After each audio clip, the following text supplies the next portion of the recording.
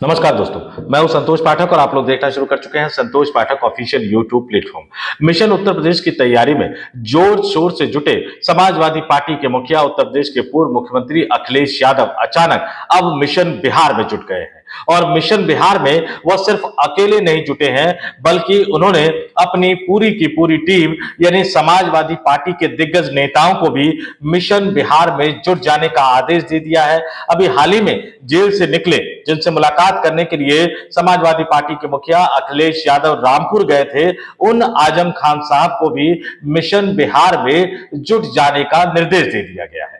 तो आजम खान हो, अखिलेश यादव की पत्नी समाजवादी पार्टी की सांसद डिंपल यादव हो, और इसके अलावा समाजवादी पार्टी के कई दिग्गज सांसद, कई दिग्गज नेता, कई बड़े बड़े दिग्गज नेता और यहां तक कि कई युवा नेताओं को भी अखिलेश यादव ने मिशन बिहार में जुट जाने का निर्देश दे दिया है। जी हां, इससे पहले कि आप कोई और कयास लगाने लग जाए, मैं आपको बता दूं कि समाजवादी पार्टी बिहार में किसी भी विधानसभा चुनाव सीट पर नहीं लड़ रही है, लेकिन इस बार बिहार में विधानसभा चुनाव नहीं लड़ने के बावजूद समाजवादी पार्टी ने यह फैसला किया है कि खुद अखिलेश यादव समेत समाजवादी पार्टी के दिग्गज नेता बिहार में इंडिया गठबंधन के लिए यानी राष्ट्रीय जनता दल, कांग्रेस पार्टी और इंडिया गठबंधन में शामिल अन्य राजनीतिक दलों के उम्मीदवारों के लिए चुनाव प्रचार करते हुए नजर आएंगे। और मिशन बिहार के लिए अखिलेश यादव ने किन किन नेताओं को तैनात कर दिया है, किन किन नेताओं को स्टार प्रचारक बना दिया है, ये जानकर, ये सुनकर आप हैरत में पड़ जाएंगे। तो उससे जुड़े एक एक तथ्यों को मैं आपके सामने रखूंगा। बिहार के साथ समाजवादी पार्टी का क्या रिश्ता है और समाजवादी पार्टी किस तरह से मिशन बिहार में उतरकर नरेंद्र मोदी और अमित शाह वाली भारतीय जनता पार्टी को हराने की कोशिश करेगी आने वाले दिनों में, इन तमाम चीजों के बारे में एक एक करके मैं जानकारी आपको दूंगा। लेकिन उससे पहले आपसे एक अपील, आपसे एक आग्रह, अगर आपने अभी तक संतोष पाठक ऑफिशियल यूट्यूब प्लेटफॉर्म सब्सक्राइब नहीं किया है तो आगे बढ़िए, हमारे यूट्यूब मंच को सब्सक्राइब कर लीजिए, हमारे वीडियो देखिए, वीडियो पसंद आए तो ही लाइक कीजिए, शेयर कीजिए, ज्यादा से ज्यादा लोगों तक पहुंचाइए और कमेंट करके जरूर बताया कीजिए कि आपको हमारी स्टोरी कैसी लग रही है। और अगर आप मेंबर के तौर पर हमारे यूट्यूब प्लेटफॉर्म को ज्वाइन कर सके तो आगे बढ़िए, मेंबर के तौर पर, स्पेशल व्यूअर के तौर पर हमारे इस यूट्यूब मंच को ज्वाइन कीजिए। अब आते हैं आज की स्टोरी पर, आज की इस बड़ी स्टोरी पर। समाजवादी पार्टी, जैसा कि मैंने आपको बताया कि बिहार में विधानसभा का चुनाव नहीं लड़ रही, लेकिन इसके बावजूद समाजवादी पार्टी ने बिहार विधानसभा चुनाव के मद्देनजर अपने स्टार प्रचारकों की लिस्ट जारी कर दी है, अपने स्टार प्रचारकों की सूची जारी कर दी है। और इन स्टार प्रचारकों की सूची समाजवादी पार्टी ने बाकायदा चुनाव आयोग को यानी केंद्रीय चुनाव आयोग को भेज दिया है। और इन स्टार प्रचारकों की सूची में समाजवादी पार्टी के मुखिया यानी राष्ट्रीय अध्यक्ष अखिलेश यादव ने 20 नेताओं के नाम को शामिल किया और बाकायदा केंद्रीय चुनाव आयोग को जो पत्र समाजवादी पार्टी की तरफ से लिखा गया है उसमें यह बताया गया है कि representation of the people act 1951 के सेक्शन 77 के प्रावधानों के संदर्भ में आपको समाजवादी पार्टी के निम्नलिखित नेताओं के नाम सूचित किए जा रहे हैं, जिसमें समाजवादी पार्टी इंडिया गठबंधन में शामिल है और समाजवादी पार्टी इंडिया गठबंधन के प्रत्याशियों यानी उम्मीदवारों के चुनाव के प्रचार प्रसार में हिस्सा लेगी। अतः बिहार प्रदेश में होने वाले सामान्य विधानसभा निर्वाचन के लिए इन स्टार प्रचारकों की सूची दे दी गई है। और इन स्टार प्रचारकों की सूची में पहले नंबर पर समाजवादी पार्टी के मुखिया अखिलेश यादव खुद शामिल है, जो कि वोटर अधिकार यात्रा में शामिल होने के लिए भी राहुल गांधी और तेजस्वी यादव की मदद करने के लिए भी अभी हाल में बिहार गए थे। तो विधानसभा चुनाव के दौरान भी वो इंडिया गठबंधन के उम्मीदवारों के लिए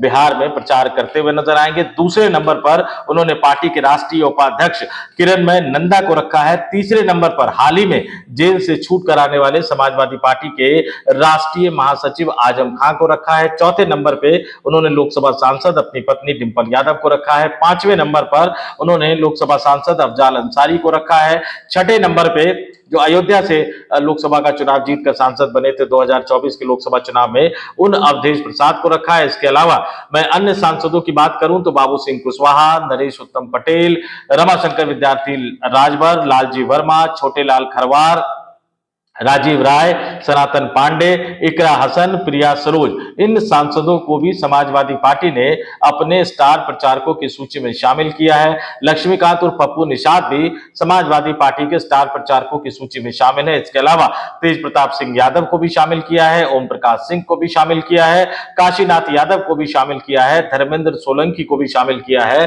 तो ये 20 नेता बिहार में इंडिया गठबंधन के उम्मीदवारों के लिए प्रचार करते हुए नजर आएंगे। और जब मैं इस बात का जिक्र कर रहा हूं तो इस बात का ध्यान आपको रखना चाहिए कि समाजवादी पार्टी बिहार में विधानसभा का चुनाव लड़ नहीं रही है।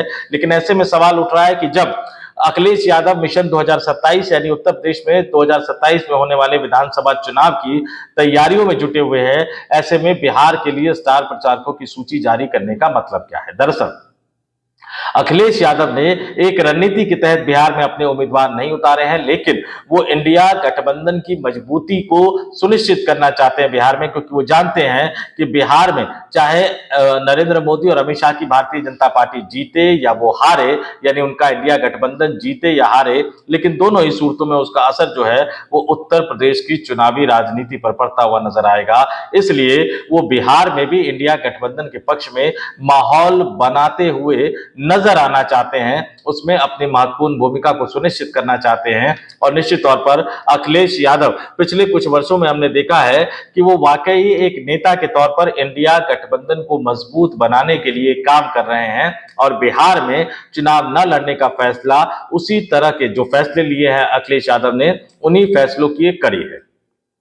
थोड़ा सा आपको ये भी बता देता हूं कि मीडिया रिपोर्ट्स के अनुसार वर्ष 1992 के बाद, जो 1992 में जब उस समय मुलायम सिंह यादव ने समाजवादी पार्टी का गठन किया था, यह दूसरा विधानसभा चुनाव है जब समाजवादी पार्टी बिहार में विधानसभा का चुनाव नहीं लड़ रही है। क्योंकि अपने गठन के 1992 में समाजवादी पार्टी का गठन हुआ, उसके महज 3 साल बाद यानी 1995 में जो बिहार में विधानसभा चुनाव हुआ, समाजवादी पार्टी ने मुलायम सिंह यादव ने उस समय ही बिहार के विधानसभा चुनाव में ताल ठोक दी थी। उस समय 176 सीटों पर समाजवादी पार्टी लड़ी थी, 2 सीटों पर जीती थी। तब समाजवादी पार्टी से तस्लीमुद्दीन और मुजफ्फर हुसैन विधायक बने थे। और इसके बाद वर्ष 2020 में, माफ कीजिएगा, वर्ष 2000 में जो बिहार में विधानसभा चुनाव हुआ, उसमें समाजवादी पार्टी 122 सीटों पर लड़ी, हालांकि एक भी सीट पर जीत हासिल नहीं कर पाई। 2005 में 142 सीट पर समाजवादी पार्टी लड़ी थी, 4 सीटों पर जीत हासिल हुई थी समाजवादी पार्टी को। उस समय दिलीप वर्मा, ददन सिंह, आफाक आलम और देवनाथ यादव विधायक बने थे। 2010 में 146 सीटों पर समाजवादी पार्टी लड़ी थी, 2015 में 135 सीटों पर समाजवादी पार्टी लड़ी थी, लेकिन उसमें उन्हें हार का सामना करना पड़ा था। और वर्ष 2020 के चुनावों की तरह इस बार भी समाजवादी पार्टी ने बिहार में नहीं लड़ने का फैसला किया।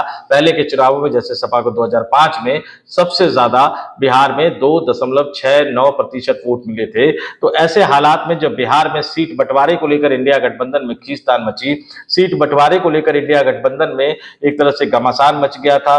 उस समय यह भी खबर निकलकर सामने आ रही थी कि बिहार में विधानसभा चुनाव लड़ने के लिए इंडिया गठबंधन के बीच में जो सीटों का बंटवारा होगा, उसमें से पड़ोसी राज्य यानी झारखंड के मुख्यमंत्री हेमंत सोरेन की पार्टी झारखंड मुक्ति मोर्चा को भी सीट दी जाएगी। बाद में उन्होंने वादा खिलाफी का आरोप लगाते हुए 6 सीटों पर अपने उम्मीदवार उतारने का ऐलान कर दिया। लेकिन राहुल गांधी ने जब हेमंत सोरेन से फोन पर बात की, उसके बाद झारखंड मुक्ति मोर्चा ने वहां पर अपने उम्मीदवार नहीं उतारे।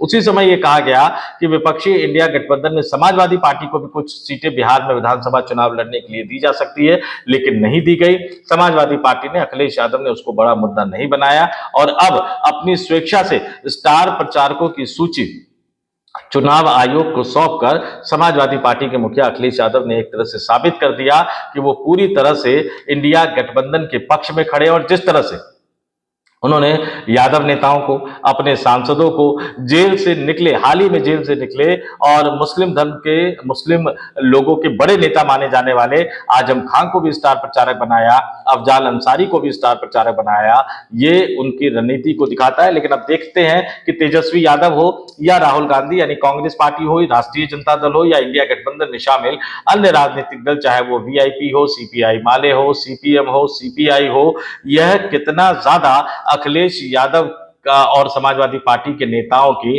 चुनावी रैलियां और कार्यक्रम करवाकर उनका लाभ उठा सकते हैं या नहीं। अब ये सब कुछ राहुल गांधी और तेजस्वी यादव पर निर्भर करता है। अखिलेश यादव ने तो अपनी तरफ से एक बड़ा कदम उठा दिया है इंडिया गठबंधन की जीत को लेकर, इंडिया गठबंधन की एकजुटता को लेकर। तेजस्वी यादव और राहुल गांधी को, इंडिया गठबंधन को बिहार में विधानसभा चुनाव जितवाने के लिए अखिलेश यादव अपनी पूरी टीम के साथ उतरने जा रहे हैं। और यहां तक कि जिनकी सेहत ठीक नहीं है, जो हाल ही में जेल से निकले हैं, उन आजम खां को भी बिहार में उतारने जा रहे हैं। देखते हैं अखिलेश यादव जब बिहार के चुनावी घमासान में उतरेंगे अपनी पूरी टीम के साथ, तो उस समय बिहार में किन मुद्दों पर राजनीतिक चर्चा हो रही होगी। तो इस वीडियो में इतना ही।